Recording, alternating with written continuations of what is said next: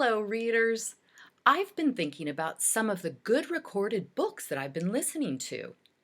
It seems like magic sometimes the way that a reader can bring a story to life, but it's really not.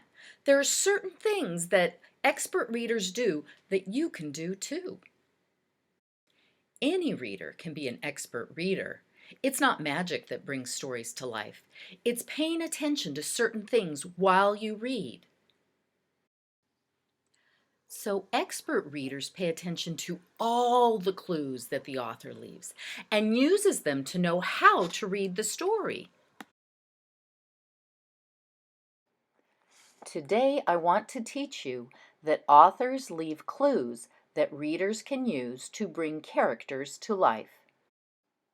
The first clue that authors leave to help readers know how to read is punctuation at the end of a sentence. We're going to revisit Mr. Putter and Tabby Drop the Ball. It's a book that has lots of examples of an author leaving clues for the reader.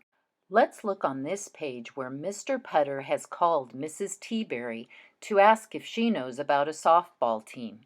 We see that there are lots of examples of punctuation at the end of the sentences. Do you see that? There's an exclamation mark. That means for me to say the sentence louder and more excited.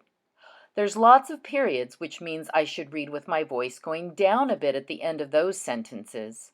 And even a question mark, which means that my voice will go up a bit at the end. Let's read that page. "Of course there's a team," said Mrs. Teaberry. "It's called the Yankee Doodle Dandies."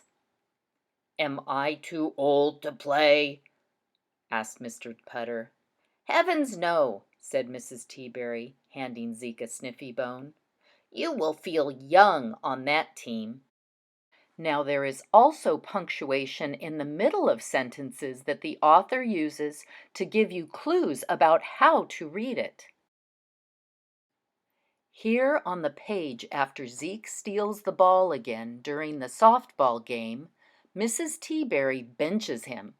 There are some commas after a quote and also in the middle of the sentences so that you can pause there. Listen as I read and pause in those spots.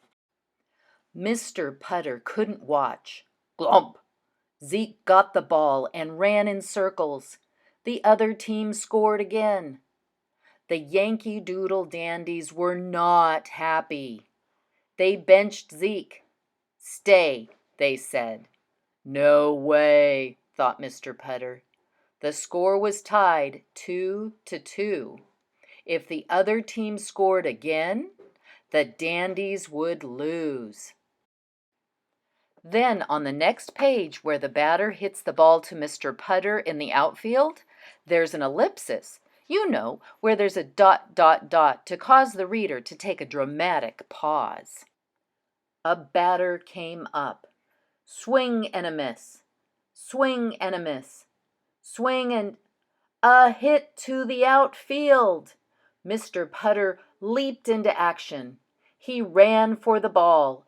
It was rolling, rolling. Now we also need to notice special print. That means words that are printed in bold, italic, or in all capitals. Words printed these ways mean to say the word slower and in the case of bold or capitals, a bit louder. Let's read this page where Zeke has already dropped the ball into Mr. Putter's glove, and he's trying to throw the ball to home base to get the batter out. There are capital letters for the entire second line, so that the reader says them louder and with more excitement. And then italics in the sixth line, so that the reader says it more slowly. Then capitals again for the word hooray at the end. Then Mr. Putter threw that ball to home. And because the batter was 100 years old and hadn't gotten there yet, the Dandies got him out. Hooray! The fourth clue that helps readers know how to read is dialogue. Let's take a peek at some dialogue in Chapter 2. It's back where Mr. Putter has called Mrs. Teaberry to ask if she knew about a softball team to play on. As I read, notice where it says told instead of said. Mr. Putter found his mitt. "Now all we need is a team," he told Tabby. Mr. Putter called his friend and neighbor, Mrs. Teaberry. Lastly, let's notice how the illustrator will help us know how to read with the pictures on the page. Let's look at the page where the hit goes to Mr. Putter in the outfield, and there's a zigzaggy star around the bat where the batter has hit the ball, and then a line to show the ball going to Mr. Putter in the outfield. This picture shows excitement and action.